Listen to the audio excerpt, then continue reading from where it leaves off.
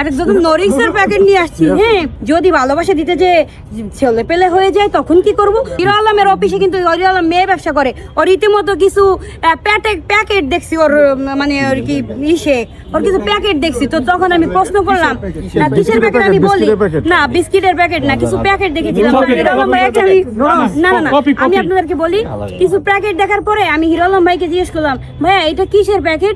কাকি দেখো আমি তো সবাইকে ভালোবাসা চাই, আমি তো ভালোবাসা না দিলে কাজ করি না, এটা এক একটা করে খাওয়াই দিই, রাত্রে খাওয়াই দিলে তাহলে আর তাদের বাচ্চা কাচ্চা হয় না। তারা যদি বাচ্চা কাচ্চা হয়, তারা যদি থানায় যে আমার নামে মামলা করে, তখন তো আমি ফেসে যাবো। এই জন্য আমি এই 1 ডজন এই কি যেন নরিক্স এই নরিক্সের প্যাকেট নিয়ে এসে আমি ওই যারা আমার সাথে বেড শেয়ার করে তার সাথে খাওয়াই, তারপর তাদের জন্য বাচ্চা না হয় সেটা আমি কনফার্ম আগে হই, যে তাদের মুখে ভালো করে দিয়ে। হ্যাঁ, না আমাকে কিছু বলেনি, আমি জাস্ট দেখেছি, আমি যে প্রশ্ন করেছি সে তাই প্রশ্নের উত্তর এভাবে দিয়েছে।